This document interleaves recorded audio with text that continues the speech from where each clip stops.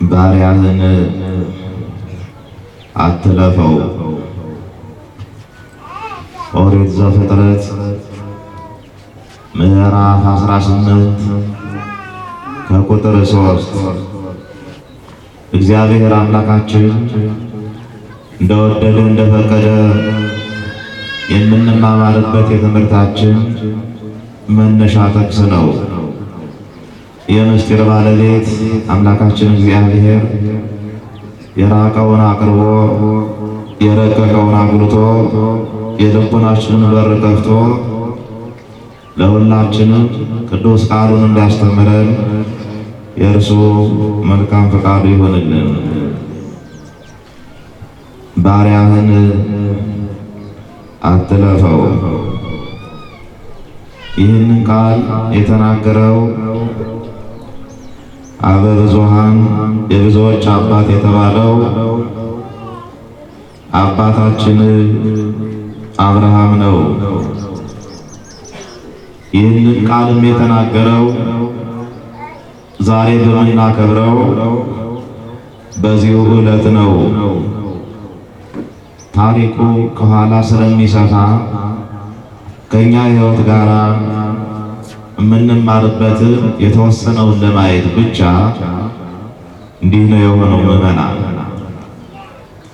አብርሃም ማለት የብዙዎች አባት ማለት ነው። ስሙን የሚያወጣለት ራሱ እግዚአብሔር ነው። የጠራውም እግዚአብሔር ነው። የመረጠውም እግዚአብሔር ነው። ይህ አብርሃም የተባለው አባታችን አንድ መንፈሳዊ ግብር ነበረው።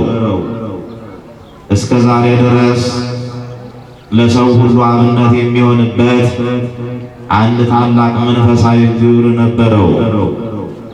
እርሱ ያለ ምስክር በቤቱ ማዕድን አይቆርስም ነበር። ነገር ግን አንድ ቀን የበጎ ነገር ሁሉ ጠላት የሆነ ዲያብሎስ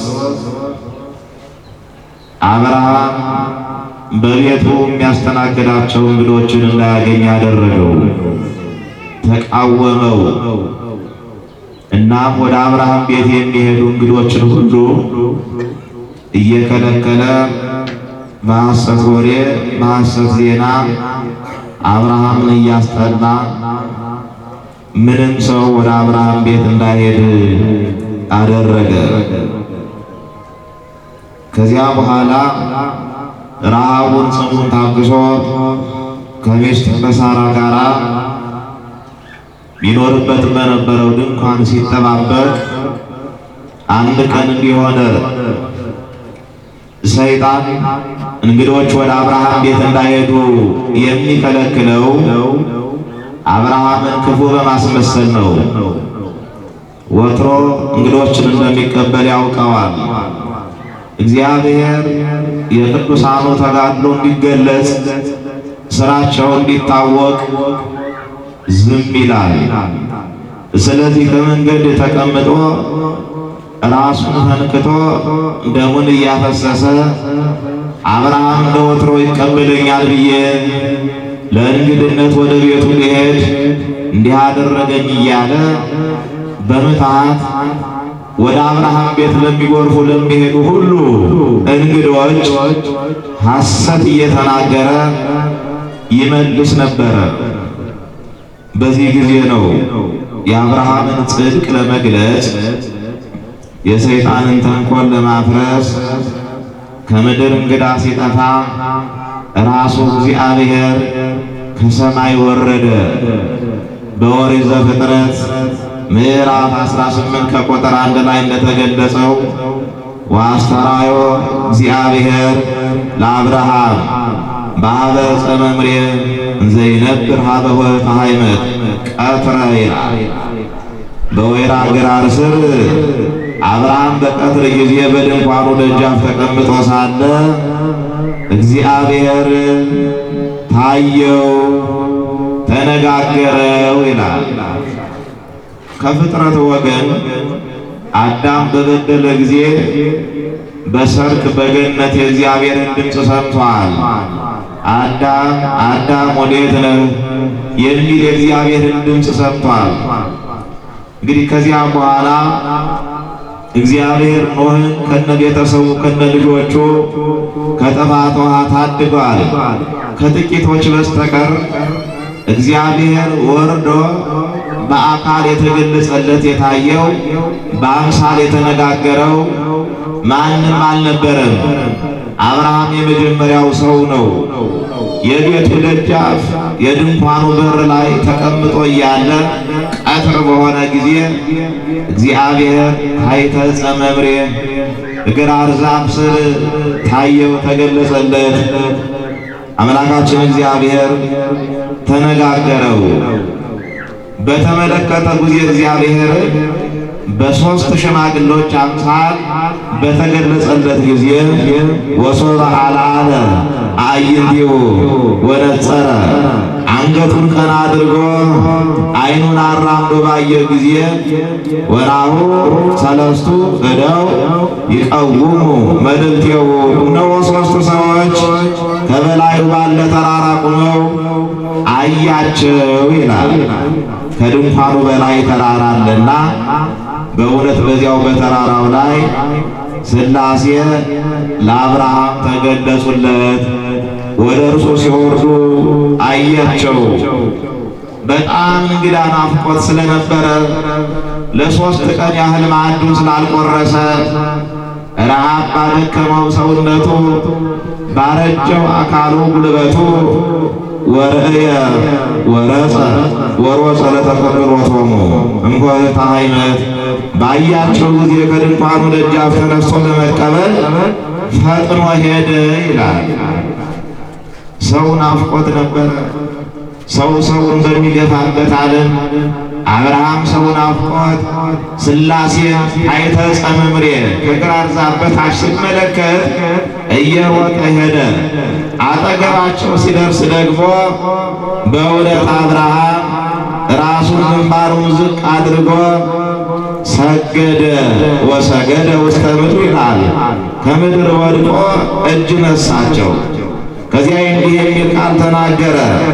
እመረከብኩ ሞገሰ በቅድመ አዕይንቲከ ይትህልፍ እምገብርከ አቤቱ በፊትህስ ባለሟልነትን ካገኘው አገልጋይህን አትለፈኝ አለው።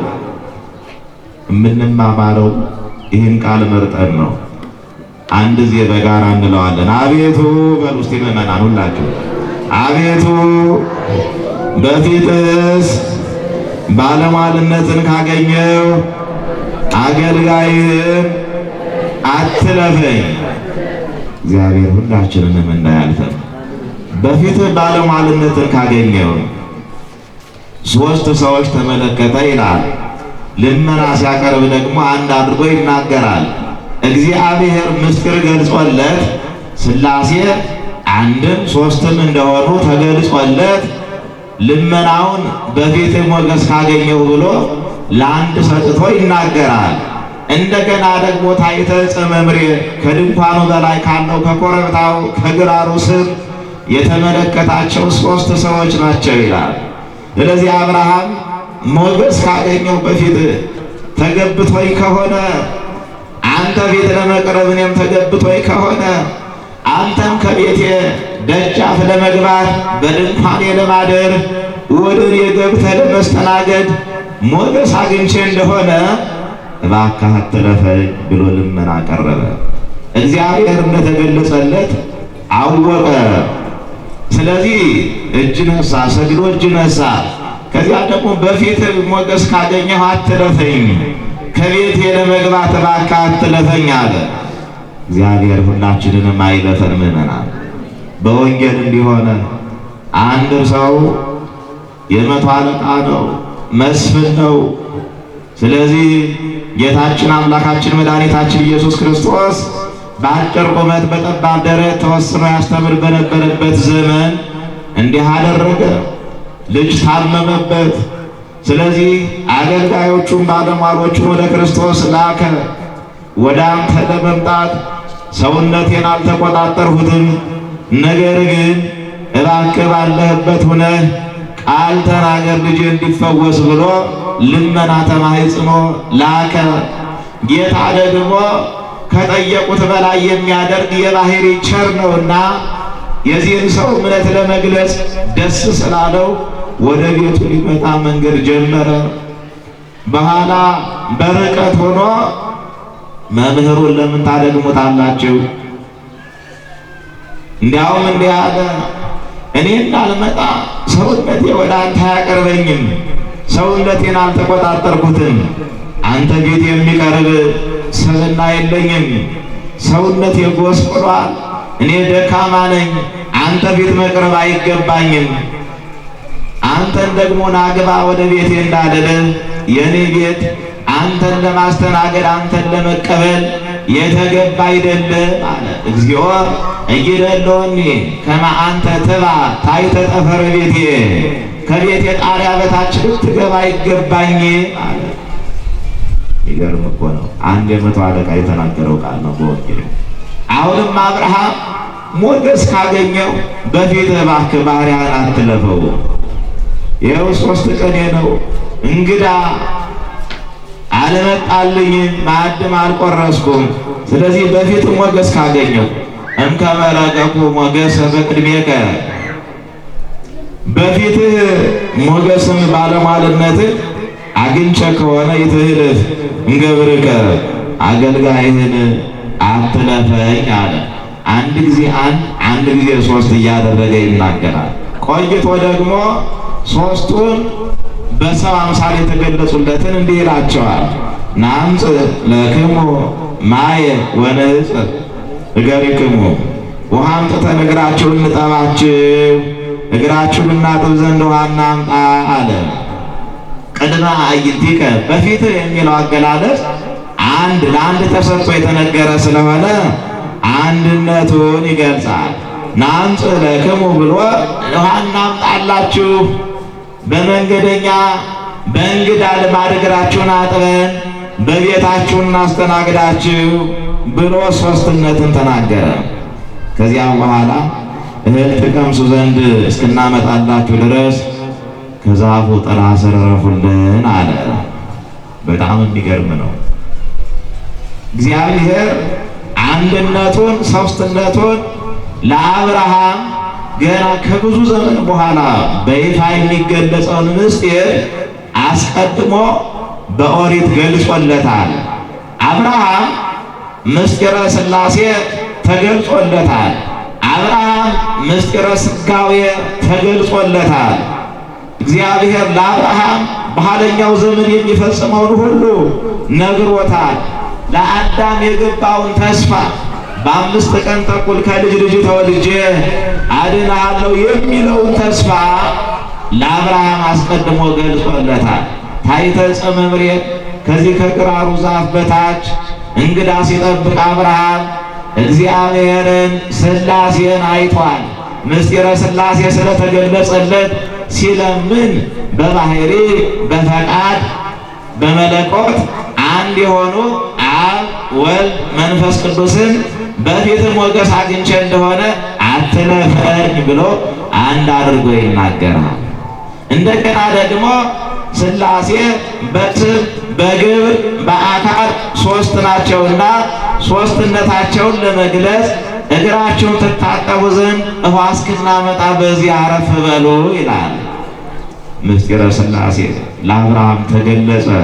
ለብዙዎቹ እጅግ ድንቅ የሆነው ምስጢር፣ የሚረቅባቸው ምስጢር፣ ይህች ቤተ ክርስቲያን ከምታስተምራቸው አእማደ ምስጢራት መካከል አንዱ የሥላሴ ምስጢር ነው። እስካሁን ድረስ አንድም ሦስትም አንድ ተብሎ የተነገረ ለማንም የለም። እግዚአብሔር ግን አንድ ሲሆን 3፣ 3 ሲሆን አንድ ነው። 3 የሚሆነው በአካል በግብር በስም ነው። አንድ የሚሆነው በባሕሪ በሕልውና በፈቃድ ነው። ስለዚህ እግዚአብሔር አንድም 3ም መሆኑን ለአብርሃም ገለጸ ማለት ነው። እንግዳ ሲጠብቅ እግዚአብሔር ምስጢርን ገለጸለት። ጥቂት ሲሹ ብዙ መግለጥ ደግሞ ለእግዚአብሔር በእውነት ሁሉ ይቻላል። ይሄን አድርጎ ያውቃል።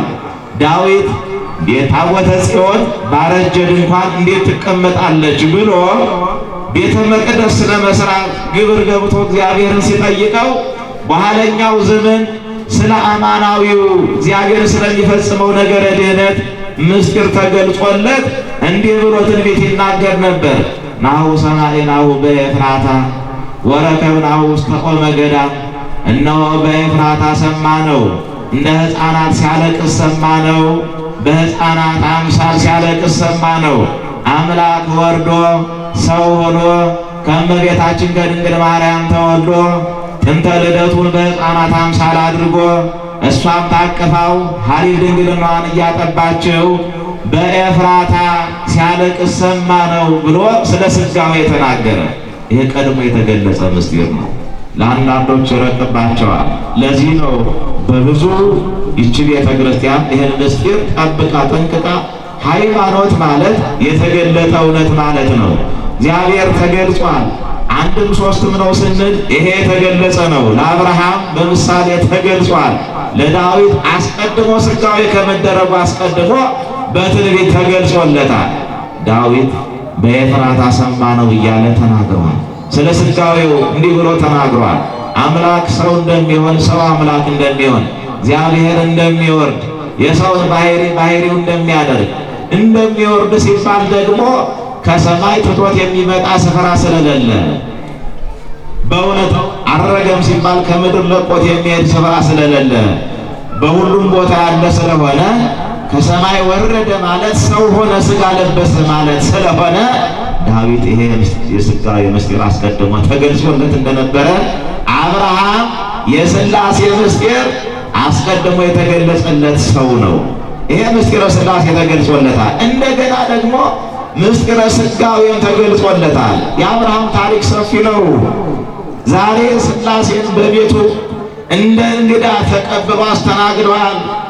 ወይፈን አርዶ እርጎውን ጨምሮ መስፈሪያ ዱቄት ጨምሮ 3 መስፈሪያ ዱቄት አንድ ሆኖ እንዲጋገር አድርጎ ሥላሴ በአብርሃም ቤት ገብተው እንዲስተናገዱ ሆነዋል። እስከ ዛሬ መላእክትን የተቀበሉ ነበሩ። ሎጥ መላእክትን ተቀብሏል በሰዶም። እስከ ዛሬ ነቢያት መልእክተኞችን የተቀበሉ ነበሩ። እግዚአብሔር መላእክቱን ሲልክ መልአክ ስላዩ እንፈራለን ብለው የፈሩ ነበሩ። የሶምሶን ቤተሰቦች እነ ማኑሄ የእግዚአብሔርን መልአክ አይተናልና እንሞታለን ብለው የፈሩ ነበሩ። አብርሃም ግን በቅድስናው እግዚአብሔር የመረጠው ስለሆነ እግዚአብሔር የለየው ስለሆነ ከኦሪት ዘፍጥረት ምዕራፍ 12 እስከ 18 ድረስ እስከ ምዕራፍ 17 ድረስ እግዚአብሔር አብርሃምን ውጣ ሲለው ከሀገሩ እንደወጣ መጀመሪያ ከከላውዲዮን ካራን፣ ከዚያ በኋላ ከካራን ከ75 ዓመቱ በኋላ ወደ ከነዓን እንደወጣ ይናገራል።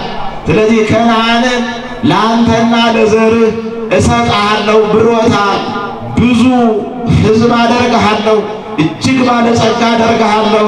ዘርህ የሰማይ ከዋክብት እንደማይቆጠሩት የምድር አሸዋ እንደማይቆጠረው ሁሉ ዘርህን ብዙ አደርገዋለሁ ብሎ ተስፋ ሰጥቶታል።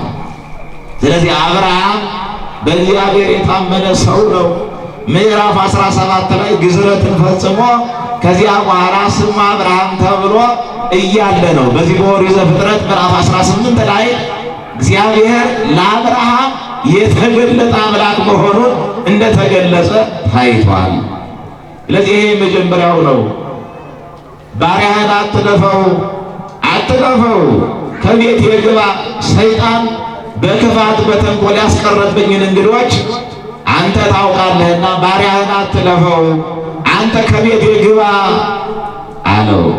ደስ ብሎት ጋግሮ አርዶ በአንድ ቀን ይሄን ሁሉ አድርጎ ለሶስቱ ለተገለጹለት ይሄንን አድርጓል። ከዚያ በኋላ እግዚአብሔር ከአብርሃም ጋር ተነጋገረ። የዛሬ ዓመት ተመልሼ ወደ አንተ እመጣለሁ አለው። አመ ከመዮ እገብ ሀቤከ፣ ተመልሼ የዛሬ ዓመት ወደ አንተ እመጣለሁ አለው። ወደ ማን? ወደ አብርሃም። ከዓመት በኋላ ወደ አንተ ተመልሼ እመጣለሁ አለው። በጣም የሚገርም ነው። ከዓመት በኋላ ተመልሼ ወደ አንተ እመጣለሁኝ አለው። መስተንግዶ ፈጽሞ እግዚአብሔርን ካስተናገደ ካገለገለው በኋላ እግዚአብሔር ለአብርሃም በድጋሜ እንዲህ አለው፣ ተመልሼ የዛሬ ዓመት እመጣለሁ። ሶበ ገባይኩ እመጽእ ኀቤከ አመ ከመ ዮም ትረክብ ሣራ ወልደ። እንደ ዛሬ ተመልሼ ወደ አንተ እመጣለሁ፣ በረድኤት እገለጽልሃለሁ እያለው ነው። በመጣው ጊዜ ደግሞ ሣራ ወንድ ልጅን ትወልድልሃለች አለው። በጣም የሚገርም ዓመት ፀንሳ ወልደዋለች። ይስሐቅ በሥላሴ ብስራት እግዚአብሔር በሰጠው ተስፋ መሰረት ይስሐቅን እንደምትወልደው እግዚአብሔር ለአብርሃም በገባለት ቃል መሰረት ይሄ ሆነ። ይስሐቅ እንደሚወለድ ሣራ እንደምትወልድ ወሰማት ሣራ እንዘ ትቀውም ኀበ ወህት እንዘ ሀለወት ድኅሬሁ ይላል። በድንኳኑ ደጅ ከአብርሃም ኋላ ቆማ ሳለች ጌታ ልጅ ትወልጃለች፣ መካኒቱ ሣራ ትወልዳለች ብሎ ለአብርሃም ሲናገር ሰማች ይላል። ወአብርሃም እሰ ወሣራ፣ አብርሃምና ሣራ አርጅተው ነበረ። ወአለፈ መዋዕሊሆሙ፣ በእውነት በሣራም በሴቶች የሚሆነው ልማድ ደመ ጽጌ ሁሉ ተቋርጧል። ያን ጊዜ ደግሞ ዕድሜዋ 90 ዓመት ነበረ። ይሄ ገርሟት ወሳቀት ሣራ በባሕቲታ ይላል። ብቻዋን ሳለች ሳቀች አለ። ሊቃውንቱ ይህንን ተጠራጠረች ብለው ወስደውታል። እንዴ አርጅቻለሁ ሲያረጁ አምባሪዋችሁ እንዲሉ እስከ ዛሬ ድረስ ገና መውለድ እችላለሁ ማለት ነው። እንደገና ልጅ ልታቀፍ ከዚህ በኋላ በሴቶች የሚሆነው ወግ ማዕረግ ሊደርሰኝ በ90 ዓመት እንዲህ ማድረግ እችላለሁ ማለት ነው። ጌታዬ ወግዚእኔ ልህቀ፣ ጌታዬ አርጅቷል እኔ ገና ነኝን? እንዲህ ብላ በእውነት ተጠራጠረች። እግዚአብሔር ለአብርሃም ምንታሳ ቃለ ሣራ በባሕቲታ፣ እግዚአብሔር አብርሃምን ሣራ ብቻዋን ለምን ተጠራጠረች አለው። የሚገርም እኮ ነው። የሚነጋገረው ከአብርሃም ጋር ነው። ከድንኳኑ ደጃፍ ከአብርሃም ጀርባ ሆና ብቻዋን የምትስቅ ሣራ ናት። በስውር የሚያየው አምላክ አብርሃምን እኔ የምናገረው የዛሬ ዓመት ሊሆነውን ነው፣ እኔ ያልኩት አይቀርም፣ መካኒቱ ትወልዳለች፣ ሣራ ወንድ ልጅ ትወልድልሃለች፣ ከነዓን ስትገባ ከአባቴ ቤት ስትወጣ የነገርኩት ተስፋ መፈጸሙ አይቀርም። ያኔ በምሽት ወደ ሰማይ ተመልከተ ከዋክብትን ቁጠር ብዬ ነበረ፣ መቁጠር አልችልም ብለኛል። ወደ ባህሩ ዳርቻ ወስጄህ አሸዋውን ቁጠረው ብዬህ ነበረ፣ መቁጠር አልችልም ብለኛል። ያ ጊዜ መፈጸሙ አይቀርም፣ መካኒቱ ሣራ ትወልዳለች። ግን አሁን ለምንድን ነው የምትጠራጠረው? እግዚአብሔር ካለ ምዕመናን ሁሉም ነገር ይፈጸማል። እግዚአብሔር ያለው ሁሉ ይፈጸማል፣ እንዳትጠራጠሩ። ሰማይና ምድር ያልፋል ብሏል አይደል? አው ያልፋል፣ ያልፋል። ይሄ የምትጨነቅበት ዓለም ያልፋል። ዛሬ ከተራራ በላይ የገዘፈ ችግር ቢደርስብን፣ ዛሬ የማይመለስ የማይሽር የሚመስል ሐዘን ቢደርስብን፣ ዛሬ የማይገኝ መፍትሄ የሌለው የሚመስል ችግር ተብትቦ ቢይዘን፣ ዙሪያችን ቢከበን፣ ዛሬ የሚያስጨንቁን ቢኖሩ፣ ዛሬ ጉልበተኞች ቢበረቱብን፣ እውነት ነው ይሄ ሁሉ ያልፋል። እነዚህን ሁሉ የሚያሳልፍ አምላክ እንዳለ እናምናለን። እንዲህ ብለን ማመን መጠራጠር የለብንም። እግዚአብሔር ለታመኑበት በምድር ላይ ሕጉን ላከበሩ ለጠበቁ፣ ንስሐ ለገቡ፣ ቅዱስ ሥጋውን ክቡር ደሙን ለተቀበሉ በእውነት በኋላ መንግሥቱን የሚያወርስ እንደሆነ ስለተናገረ ይሄን አንጠራጠርም። ይሄን እናምናለን። ኦርቶዶክሳውያን ማመን አለብን፣ መጠራጠር የለብንም። እግዚአብሔር የሚደሰተው በሙሉ እምነት ነው። ክብር ይግባውና ክርስቶስ በምድር ሲመላለስ ሰዎች አምነው ሲቀርቡ እንደ እምነታቸው ያደርግላቸዋል። ለምጻሙ ይቀርብና ጌታ ሆይ እኔን እኮ ማንጻት ትችላለህ ሲለው እወዳለሁ ንጻ ይለዋል። ክርስቶስ ለምጻም እንደሚያነጻ አምኖ የቀረበ ሁሉ ይነጻል፣ ይነጻል። መና ማቅረብ የማይችለው ደግሞ ሰዎች ተገብተው ሲለምኑለት ክርስቶስ ማድረግ እንደሚችል አምነው የቀረበው ሁሉ ይሄ ሁሉ ተደርጎላቸዋል። ዓይን ለሌለው ዓይን ሰጥቶ ፈጥሯል። 38 ዓመት ባልጋ ቁራኛ በደዌ ዳኛ የተያዘው ጎብትን መጻጉዕን አድኗል። የተሸከመችውን አልጋ እንዲሸከመው አድርጓል። ሐዘን ደርሶባቸው ሞት አስጨንቋቸው ወንድም ተለይቷቸው አዝነው የነበሩ ማርያም ማረታን ለቅሷቸውን በደስታ መልሷል። ቀብረውት ሐዘን የተቀመጡ ታማቾችን ቤታቸው ተገኝቶ አይቴ ቀበርክምዎ ለአልዓዛር አልዓዛርን ወዴት ቀበራችሁት ብሎ ወደ መቃብሩ ሄዶ አልዓዛር ብሎ ተጣርቶ ከሞት 4 ቀን የሆነውን ዓይኑ የፈሰሰውን የሰውነቱ ጠረን የተለወጠውን ሰዎች ገንዘው የቀበሩትን ከጥልቁ ከመቃብር አውጥቶ ሌላ ዘመን እንዲኖረው አድርጓል። ተስፋ አትቁረጡ ምዕመናን። በእግዚአብሔር ዘንድ አበቃ የሚባል ነገር የለም። በምድር ላይ አልቻል ያለውን ሁሉ ነገር እግዚአብሔር እንደሚችል እመኑ። በምድር ላይ አልሆን ያለውን ሁሉ ነገር እግዚአብሔር ማሳካት እንደሚችል እመኑ። የተቀበረውን አድኗል። ወደ መቃብር አፋፍ የሚሄደውን ከመንገድ መልሷል። የታመመውን ፈውሷል። ደዌውን ሁሉ ፈውሷል። ክርስቶስ ይህን አድርጓል። ነገር ግን በሰዎች እምነት ይህን ሁሉ ያደርጋል። ብታምኝስ ወንድምሽ ይነሳል ብሏታል እኮ አንዲቷ። ቀብራው 4 ቀን ሆኖት እንዴ እንኳን ሊነሳ ወደ መቃብሩ እንዳትቀር እንዴ እንኳን 4 ቀን አይደለም 1 ቀን ሬሳ ማሳደር ይከብዳል። የሬሳ ማድረቂያ ካልተወጋ በስተቀር ከባድ ነው። ሰውነት ይፈርሳል፣ ዓይን ይፈሳል፣ እጅ ይፈሳል። ከዚያ በኋላ ሰዎች የወዱት የነበረውን ሁሉ መፍራት ይጀምራሉ። አስከሬን ይከብዳቸዋል። ይሄ ብዙዎቻችን ችግር ነው። እግዚአብሔር ግን ብታምኝ ወንድምሽ ይነሳል አለ። ተስፋ አትቁረጡ ምዕመናን። እኛ አሁን ማንሞት ሆነን አልተፈጠርንም። ሞትም አይቀርም። አሁን የሚያስጨንቀን ሞት አይደለም። ሞትም መቼ እንደሚመጣ እሱን ማሰብ አይደለም። እንሞታለን ብለን እንድንጨነቅ አይደለም። ሃይማኖተኞች የሆነው ሞት እንዲያውም ወደ እግዚአብሔር የምንቀርብበት ጎዳና እንዲሆን ሞቱስ አይቀርም። ነገር ግን በዚህ ምድር ሳለን እውነቱን እንኖር። ሕይወታችን ሁሉ የማስመሰል እንዳይሆን ንስሐ ገብተን በእውነት እንድንኖር ነው። ስለዚህ ጥርጥር ከልቦናችን መውጣት አለበት። እግዚአብሔር እንዲህ ከሆነ ያልፈን እንመናል። ስለዚህ ከድንኳኑ ጀርባ የምትስቀውን ሳራ እግዚአብሔር ተመለከታትና እንዴ ለምን አሳቃት? ለምንድን ነው የምትስቀው? ጌታ ያርጅቷል፣ እኔስ እስከ ዛሬ ገና ነኝ ብላ ለምን ሳቀች አለው። እነሆ እኔ ፈጽሜ አርጅቻለሁ፣ በእውኑ እንግዲህ እኔ ልጅ እወልዳለሁን ብላ ለምን ተጠራጠረች አለው። አብርሃም እንዲያምን ቦሩ ነገር ዘይሳኖ ለእግዚአብሔር፣ በእውኑ ካረጁ በኋላ እንዲወልዱ ማድረግ ለእግዚአብሔር ይሳነዋል አለው። አብርሃም ሁሉ ነገሩ ሃይማኖት ነው። አዎ ለእግዚአብሔር እንደማይሳነው ስላወቀ ከሀገር ውጣ ሲባል እሺ ብሎ ወጥቷል። ከዘመዶች ተለይ ሲባል ተለይቷል። ከነዓንን አወርሳለሁ ሲባል እሺ ብሏል። ዘርህን ብዙ አድርገዋለሁ ሲባል አንድ ልጅ እንኳን ሳይኖረው አርጅቶ እያለ ያው ከሚወዳት ሚስቱ ከሳራ ልጅ እንደሚበዛለት ሲነገረው በእምነት ተቀብሏል። ስለዚህ እግዚአብሔር ለአብርሃም እንዲህ ብሎ ነገረው፣ እንግዲህ በረድኤት ወደ አንተ በመጣው ጊዜ ከግዳጇ በነጻች በ7ኛው ቀን ሳራ ወንድ ልጅን ታገኛለች አለ። በጣም የሚገርም እግዚአብሔር በታምራት እንደገና የመውለዷን አቅም ልምላሜዋን መልሶላታል።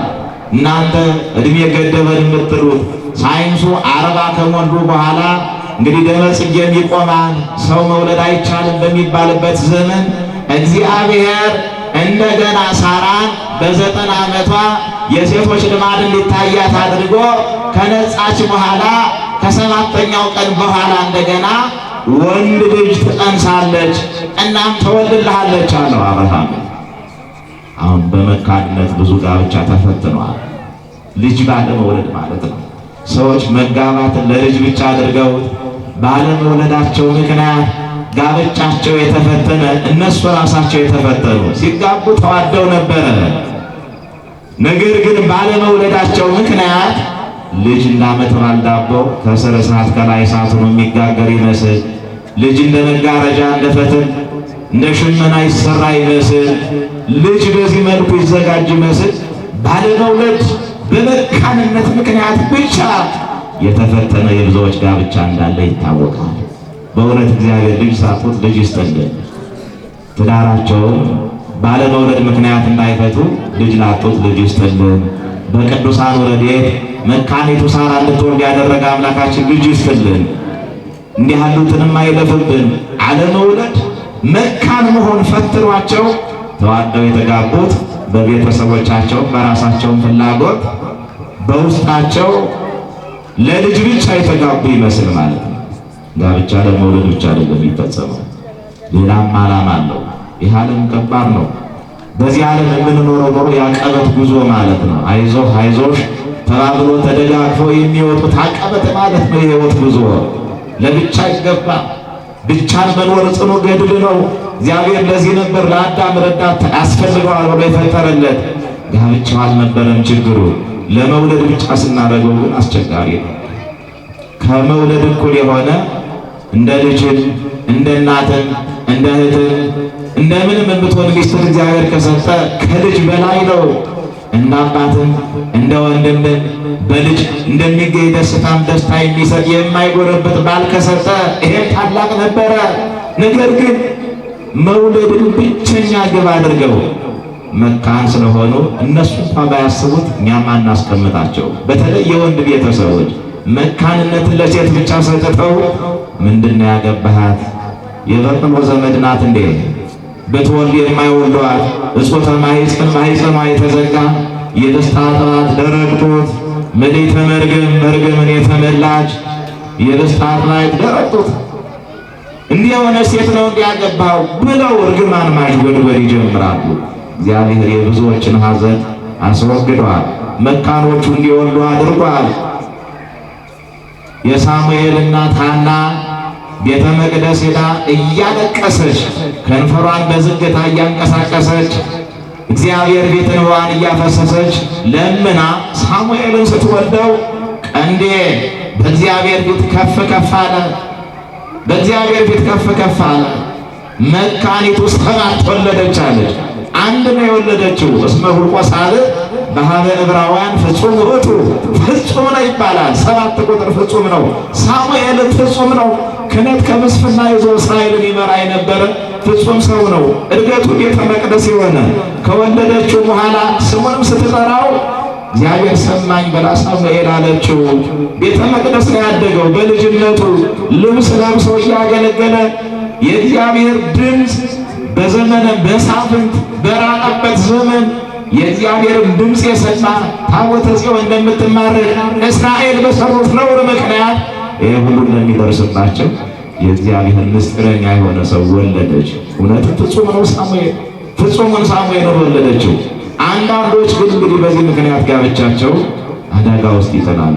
አልወለድንም ብላችሁ እንዳትፋቱ ምመን የእግዚአብሔርን ፍቃድ ጠይቁ። አሁን እኛ ሳይንሱን እንሞግታለን። ሜኖፓውዛል ምናምን የሚባለው እድሜ 40-45 ነው ይባላል። በአባባልም ማረጥም የሚባል አባባል አለን። አሁንም እንግዲህ አይቻልም እዚህ በኋላ ልጅ በለን እናፌዛለን። እውነት ነው። አዎ ሰውኛውን እንደዚህ አለ። ነገር ግን ለእግዚአብሔር የሚሳነው ነገር የለም። እግዚአብሔር ሥላሴ በቤቱ ተገኝተው አብርሃምን የረቱት እንዲህ ብለው ነው። ለእግዚአብሔር የሚሳነው ነገር የለም። እውነት ነው። እስኪ በሉት ይሄን ቃል ለእግዚአብሔር በሉ ማለት በደንብ ጮሁ። ለእግዚአብሔር የሚሳነው ነገር የለም። ምንም የሚሳነው ነገር የለም። ይሄ ቃል ነው ድንግል ማርያምን በእውነት ያለ ወንድ ዘር መውለድ እንደምትችል የረታት ቃል ይሄ ቃል ነው። ቅዱስ ገብርኤልን በንጽሕናዋ ምክንያት ተከራክረዋለች። ማይቴ ረገብከ ዘከመዝ ብስራተ እንዲህ ያለውን የምስራች ከወዴት አገኘኸው? ትጸንሻለሽ አላት። በጣም በህሊናዋ ራሱ ድንግል ስለነበረች እኔ እኮ ወንድ አላውቅም አለች። እንዴት ሊሆን ይችላል? አይ ያንቺ በወንድ የሚሆን ጽንሰት አይደለም፣ መጽነስሽ በወንድ ዘር ምክንያት አይደለም፣ እንበለ ዘር ነው፣ እንበለ ዘር አብሲ ነው፣ ያለ ወንድ ዘር ነው አላት። እንዴ ምድር ሳይዘሩባት ታበቅል ዘንድ ሴት ልጅ ሳይደርሱባት ትጸንስ ዘንድ ማይቴ ረከብከ ዘከመዝ ብስራተ እንዲህ ያለውን የምስራችን ከወዴት አገኘኸው አለችው። እዚህ ቅዱስ ገብርኤል እመቤታችንን ለማሳመን ለመርታት የተጠቀመው ይሄ እግዚአብሔር ለአብርሃም የተናገረውን ቃል ነው። እስመ አልቦ ነገር ዘይሳአኖ ለእግዚአብሔር፣ ለእግዚአብሔር በባህሪው የማይቻለው ሆኖ የሚቀር ነገር የለም። አሁን የሚደርስብንን ሁሉ ፈተና፣ በሕይወታችን በኑሯችን የሚገጥመንን ሁሉ ችግር ድል የምንነሳበት የምንረታበት የእምነት መግለጫ ይሄ ነው። ምዕመናን በጣም ስትቸገሩ ሲጨንቃችሁ ሲጠባችሁ፣ ሌትም ተኝታችሁ አስባችሁ፣ ቀንም ከሰው ተማክራችሁ፣ ብዙ ወጥታችሁ ወርዳችሁ መፍትሄ ላጣችሁለት ችግር ለራሳችሁ እንዲህ ብላችሁ ንገሩት፣ ለእግዚአብሔር በሉት። ምዕመናን የሚሳነው ነገር የለም፣ የሚሳነው ነገር የለም በሉ። ሲወልባችሁ የሚሳነው ነገር የለም በሉ። ዓለም በሽታ አስተዋውቃን ታውቃለች። ሲከብድባት መድኃኒት የሌለው በሽታ ብላ አሸክማን ታውቃለች። እስከ ዛሬ ድረስም እጇን ሰጥታ በእውነት ለበሽታ እጇን ሰጥታ መድኃኒት የለውም ፈውስ የለውም ብላ የተቀበለቻቸው በሽታዎች አሉ። ለምሳሌ ካንሰር ሲሆን አንድ ነገር ምንድን ነው የሚሉት አሁን ሐኪሞቹ?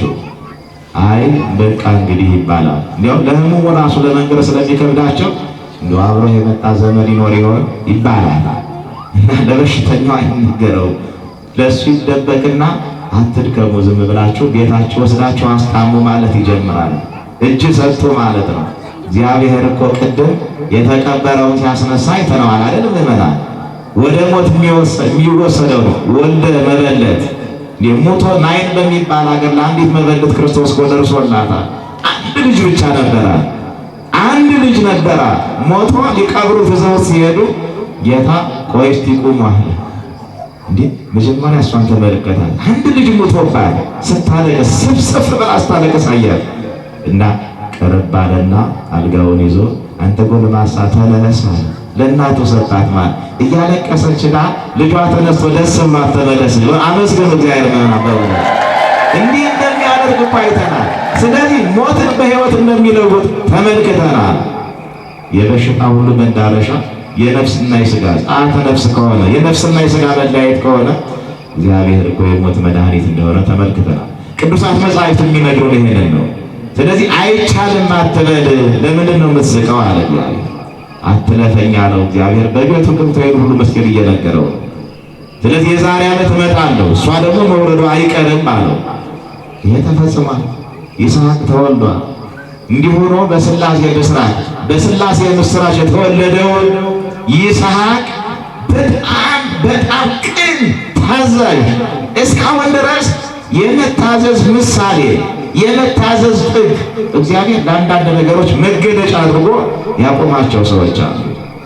ብዙ ጊዜ እንደምናውቀው ኢዮብን በትዕግስት፣ ይስሐቅን በመታዘዝ፣ አብርሃምን በእምነት፣ ዳዊትን በስብሐት በምስጋና፣ እነ ቅዱስ ጳውሎስን እነ ቅዱስ ጴጥሮስን ለሱ ባላቸው ፍቅር በቅናት፣ ቅዱስ ጊዮርጊስን በሰማዕታት ዘንድ ሰማዕታት ሁሉ ከተቀበሉት መከራ በላይ እንዲቀበል አድርጎ መክብበ ሰማዕት በማድረግ ሥጋው ተፈጭቶ አመድ ሆኖ ይድራስ የሚባል ተራራ ከተመተነ በኋላ ሰው አድርጎ አሳይቶ የሰማዕታት አለቃ አድርጎታል።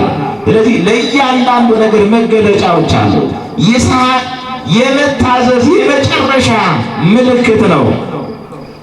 ልጆቻችሁ አልታዘዛችሁ ካሉ ምዕመናን ይሁላችሁ የመጽሐፍ ቅዱስ ታሪክ ስታነቡላቸው ስለ ይስሐቅ ንገሯቸው። ይህን ብቻ ተናግሬ እጨርሳለሁ። አትለፈኝ አለው። ባሪያህን አትለፈኝ ብሎ ነበር አብርሃም። ምን አይነት ልጅ እንደሰጠው አሁን እኮ ዛሬ ዝም ብሎ ሰው ልጅ ይለምናል እንጂ በመጀመሪያም ጤነኛ ልጅ ስጠኝ የሚል የለም። አንዳንዱ ቅንጡ በጣም በቅንጡ እንዲህ ብሎ የሚያስባል። አሁን ሲወልድ እኔ ሁለት ሰው ባልና ሚስቶች ነበሩ፣ ተጋቡ፣ ብዙ ዘመን ኖሩ። ይወልዳሉ። እናት ሴት ቁጠሩ። እሺ ቀጥሎ በሁለተኛውም ይወልዳሉ። ሴት እየሰማችሁ ነው? ሴቶች እየሰማችሁ ነው አይደል? በሶስተኛውም ይወልዳሉ። ሴት እንዴ! አራተኛ ጊዜም ይወልዳሉ። ሴት እንዴ! ሶስት ሲደርሱ መጀመሪያ እንግዲህ በዚህ በፈረንጆቹ አጠራር ስርየት ማለት ጀመሩ። ሰዎቹ ማለት ነው እንዲህ ብለው መዘበት ጀመሩ።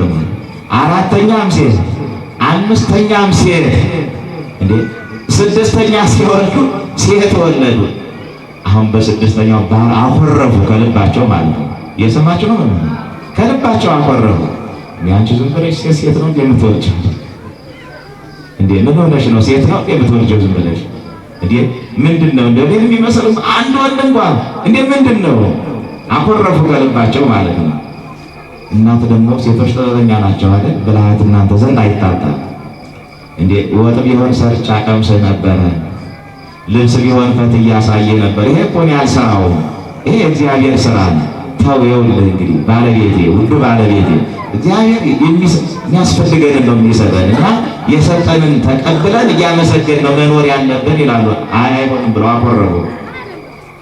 እንግዲህ ትዳሩ አደጋ ውስጥ እንዳይወድቅ እግዚአብሔር በሰባተኛው እንደምንም ሲጠበቅ የነበረው ወንድ መጣ ማለት ነው። እውነተኛ ታሪክ ነው የምነግራቸው ማለት ነው። እና ሴቶቹ ያው ለቤተሰባቸው የሚገባውን እያደረጉ እግዚአብሔር እድል ረድቷቸው እንጀራቸው ቀንቶላቸው ባህር ማዶ ሄደው በስተርጅና እናት አባታቸውን እየተንከባከቡ እማዬ አባዬ እያሉ እያለበሱ እየጦሩ መንከባከብ ጀመሩ ማለት ነው። ይሄ በሰባተኛው መጨረሻ ላይ የመጣው ወንድ ደግሞ ለቤቱ ብቸኛ ስለሆነ እንግዲህ የመጨረሻ ልጅ ይቀብጣል አይደል? ደግሞ በቤቱ ብቻውን አንድ ወንድ ከሆነ ደግሞ ያስቸግራል ይባላል።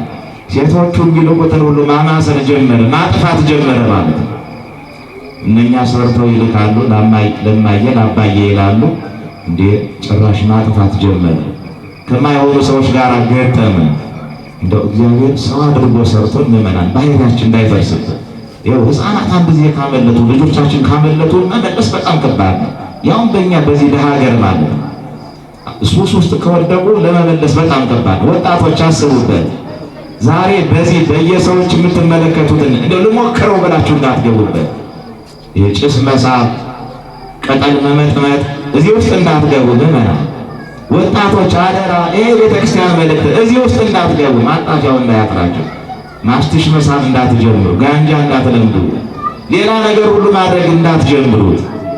አልታደለም ይሄ ሰው ይህን ጀመረ፣ ገንዘቡም አለበቃ እና እነሱ የሚልኩትን ሁሉ ያጠፋ ጀመረ። አለበቃው ስላለ የቤቱን ዕቃ ሁሉ እያወጣ መሸጥ ጀመረ። እነሱ በሽማግሌ ጉልበታቸው ምንም ሊያደርጉት አልቻለም። እና መጨረሻ ላይ አንድ ቀን ያው ሱሱ በጣም ስላስቸገረው ከቤት ዕቃ ሰርቆ ሲወጣ አባት ከውጭ ሲገቡ ፊት ለፊት ተገናኙ ማለት ነው። በጣም እንግዲህ በጣም በስሜት ከመታወሩ የተነሳ ገፍትሮ ጣላቸው ማለት ነው።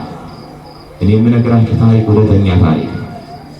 አባት በሽማግሌ እድሜያቸው በገፋ ሰውነታቸው ወደ ኋላ ወደቁ። ወደ ኋላ መውደቅ ጽኑ አወዳደቅ ነው ይባላል። ወደ ኋላ መውደቅ ከባድ ነው። ወደፊት ሰው ሲወድቅ መቼም እጅ የተፈጠረው ለመደገፊያ ነውና እጁንም ይጠቀምበታል። ወደ ኋላ እጅ ዞሮ አይዝም፣ ዝም ብሎ መውደቅ ነው። በቃ ጭንቅላትን መፈጥፈጥ ነው። ገፍትሮ ጣላቸው፣ ወደ ኋላ ወደቁ፣ ደም ፈሰሳቸው። እንግዲህ መቼስ ያው ሞት አይቀርምና አረፉ ማለት ነው። አጠብቀው ሲለምኑ የነበረው ለካ ገዳያቸው እንዲህ ካልሆነ ብለው ወንድ ካልወለድኩ ነው ማለት ነው።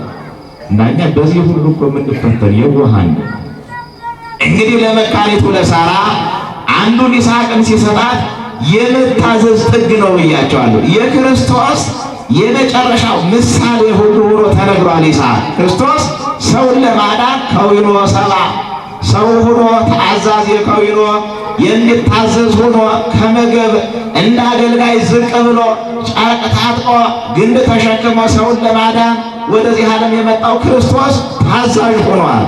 ይስሐቅ ለአብርሃም ታዛዥ ሆነው ስላችሁ ዝም ብዬ ለማስመሰል እንዳይመስላችሁ እስከ ሞት ደርሶ የሚታዘዝ ነው የሆነው። ይህን ታሪክ የግድ መናገር አለብኝ። መጨረሻ ላይ አሁን ይስሐቅ ተወለደ። ደስ አላቸው፣ ታሪካቸው ተቀየረ። እየታዘዘ አደገ። አንድ ቀን እግዚአብሔር እንዲህ ብሎ ለአብርሃም መሰከረለት። አርክ በዲበ ምድር፣ በምድር ላይ ወዳጅ አለኝ፣ በምድር ወዳጅ አለኝ፣ የምተማመንበት ወዳጅ አለኝ፣ እሱም አብርሃም ነው አለ። መላእክት ቃል ተሰማ። መላእክት ሰምተው ብፁዕ አብርሃም አርከ እግዚአብሔር፣ አብርሃም ንዑድ ክቡር ነው፣ የእግዚአብሔር ወዳጅ ተብሏል። እግዚአብሔር ወዳጅ ነው ብሎ መስክሮለታል አሉ። እግዚአብሔር ወዳጅ አድርጎ መሰከረለት። በምድር ላይ ወዳጅ አለኝ ነው አብርሃም ብሎ የመሰከረለት ሰው። ከዚያ ሰይጣን እንዴት በጣም እንግዲህ ይሄንን ሰምቶ ልክ ኢዮብን እንደፈተነው ሁሉ ማለት ነው እግዚአብሔር የአብርሃምን ሕይወት ለመግለጽ በኋላ ደግሞ ሰው እንዴት እንደሚያድነው ምስጢሩን ለመግለጽ አብርሃም አንድ ፈተና ቀረበለት። በጣም ከባድ ፈተና ነው እሱ። 100 ዓመት ሚስቱ ሳራ 90 ዓመት ሆኗቸው አርጅተው የወለዱትን ልጅ እግዚአብሔር ከሰጠ በኋላ በመልአክ ሳይሆን ራሱ ተገኝቶ ያበሰረውን በብስራተ ሥላሴ የተወለደውን ልጅ አብርሃም ሱሊተ ይስሐቅሃ ወልደከ አብርሃም ልጅ ይስሐቅን ሰዋልኝ አለው። አሁን የሚከብድ ይመስላል አይደል? እንዴት እግዚአብሔር እንዴት ጨካኝ ነው እንዳትሉ፣ እንደው ካልጠፋ ነገር በብሉይ ኪዳን ከእህል ወገን ቁርባን ይቀርባል። ያም ባይሆን ከእንስሳ ወገን መስዋዕት ይቀርባል። ሥጋ በቅርጫት ደም በብርት አድርገው ያቀርባሉ። ለምንድን ነው ልጅህን ሰዋልኝ የሚለው? እንዴት ነው ጨከነው እንደዚህ እንዳትሉ፣ መጨረሻውን ሳታዩ እንደዚያ እንዳትሉ። እዚያ አብርሃም ለምን አላለ? እንዴት ጨካኝ ነህ? እንዴት ባረጀ ዕድሜ የሰጠኸኝ ልጅ ደግሞ ይገዛል አላልከኝም? ዘር እና እሱን ከሰዋሁት ነው እንዴት ነው ዘር የሚባል ሰው አላለ? እሺ አለ። ይችን ነገር ከዛራ ራሱ ደበቃት ማለት ነው። እና 2 ሎሌዎች ብቻ የያዘና ይስሐቅን አስከትሎ የሚያስፈልገውን ነገር በሙሉ በአህያ ጭኖ የ3 ቀን መንገድ ተጓዘ። በ3ኛው ቀን ከ3 ተራሮች መካከል አንደኛው መካከለኛው ተራራ ላይ አምደ ብርሃን ተተክሎ አየ። ማነው ተራራውን ከመውጣቱ አስቀድሞ አነ ወወልዴ ሰግደን ንገብር፣ እኔና ልጄ ሰግደን እንመለሳለን፣ እናንተ እዚህ ቆዩን አላቸውና ሎሌዎችን ራሱን ይስሐቅን መጥራይቱን፣ ማረጃውን፣ እጹን፣ እንጨቱን፣ መብራቱን፣ እሳቱን ይሄን ሁሉ አስተካክሎ አሸክሞ ወአጾሮ ለይስሐቅ ይላል። ይስሐቅን አሸክሞ ይስሐቅን እንጨቱን ተሸክሞ አብርሃም በሽማግሌ ጉልበቱ ይስሐቅ በልጅነት ሰውነቱ ያን ተሸክሞ አቀበቱን መውጣት ጀመሩ። መንፈቀ ደብር ሲደርሱ ሁሉ ነገር ግን ተዘጋጅቷል። ለእግዚአብሔር ሰግደን ልንመለስ ምስጋና አቅርበን ልንመለስ ነው። አብርሃም የሚታወቀው በሄደበት ሁሉ መሠዊያ ሰርቶ ለእግዚአብሔር መስዋዕት ማቅረብ ነው። ይስሐቅ ደግሞ የሚያውቀው እግዚአብሔር ማነው አብርሃም ለእግዚአብሔር መስዋዕት ሲያቀርብ መርጦ እንደሚሰዋ ነው። ለመስዋዕት የሚያስፈልገውን ሁሉ ነገር ይዘናል። አይቴ በጎ ኦ አባ፣ የመስዋዕቱ በግ ወዴት አለ አባቴ ሆይ ብሎ ጠየቀው። በጎ እሰ ያአምር እግዚአብሔር፣ ልጄ በጉን እግዚአብሔር ያዘጋጃል፣ እግዚአብሔር ያውቃል፣ ና ዝም ብለን እንሄዳለን። አሁንም ተራራው ጫፍ ሲደርሱ ደግሞ ጠየቀው። በ3ኛው ግን ራሱ መስዋዕት ሊሆን እንደቀረበ አወቀ። በጣም የሚገርም ነው። እንግዲህ እንዴት እንደሚታዘዘው እንድታውቁ ነው። ሥላሴን አትለፉኝ ብሎ በቤቱ ተገኝተው ምን አይነት ልጅ እንደሰጡት። አሁን ግድ የላችሁም ትዳር ያላችሁ ሰዎች እግዚአብሔር እንዳያልፋችሁ እንደ ይስሐቅ የሚታዘዝ ልጅ እንዲሰጣችሁ መጀመሪያ ሃይማኖታችሁን ጠብቁ፣ ሃይማኖተኞች ሁኑ። እንደው ዝም ብሎ በልቶ ጠጥቶ ደም ሲሞላ ተራክቦ እየፈጸሙ እንደው ልጅ አልወለድኩም እያሉ ማዘን ብቻ አይደለም። አዎ ልጄ አንተን ልሰዋህ ነው አለ። ቆርጦ መጣ ማለት ነው። አሁን ምን አይነት መልስ ነው የምትጠብቁት? ልሰዋህ ነው አለ ነገር ማለት ነው። እንዴት አንተ እኮ ሽማግሌ ነህ፣ እንዴት አድርገህ ነው ሞኝን ፈልግ ብሎ ቁልቁል እንኳን ቢደረደር ከተራራው አብርሃምን ሩጦ ማምለጥ ይችላል ይስሐቅ። የሆነው ግን በተቃራኒ ነው። ይሄ እውነተኛ ታሪክ ነው፣ ተረት አይደለም የምንነግራችሁ። አይ እንግዲያስ አባቴ እኔን የምትሰዋኝ ከሆነ የአባትነት ፍቅር አገብሮ አይኔ ከአይኖቹ ሲገናኝ እኔም የሕፃን አይኑ ባካና ነውና ቆለል ቆለል ሲል አይኔ ራርታ አዝነህ ብትተወኝ ሰዋልኝ ካለ አምላክ ጋር ትጣላለህና አይኔን እንዳታየው በሆዴ ያስተኛኛል። ኧረ በጣም የሚገርም ነው። በመናል በሆዴ ያስተኛኝ አለ። ሁለተኛ አንተ ሽማግሌ እኔ ወጣት ነኝ፣ ያው መቼም በቢላዋ ነው የምትሰዋኝና ስትገዘግዘኝ መፈራገጤ አይቀርም። እንስሳት እኮ የመጨረሻውን ትግል ያደርጋሉ። በገመድ ጠልፋቸው ስትጥሏቸው፣ ለቅርጫ ልትከፋፍሏቸው፣ ልታርዷቸው ስትሉ ዓለሞት ላይ ተጋዳይ ቢሆን መፈራገጣቸውን አይተው እንደዚህ በሆነ አይቀርም አለ ይስሐቅ። ስለዚህ በቢላዋ እጅህን እንዳላስቆረጠ ጥርፍ አድርገህ ሰረኛ አሰረው። ወአስከቦ በከብዱ ይላል። እንግዲህ በህሊና አብርሃም ይስሐቅ ተሰውቷል እኮ ሾተል ሊያሳርፍ ሲል ግን እግዚአብሔር ጠራው። የመጨረሻው ሰዓት ቢሆን እግዚአብሔር ይመጣል። አብርሃም እጅህን አንሳ፣ አንድ ልጅ ይስሐቅን አልከለከልከኝም አለው። አሁን በጣም የሚገርም እስከ ሞት ደርሶ የሚታዘዝ ልጅ ሰጠው። እግዚአብሔር አይለፈንመን በሕይወታችን ከእግዚአብሔር ጋር እንዳንተላለፍ። አቤቱ ባሪያህን አትለፈው። ወስብሐት ለእግዚአብሔር።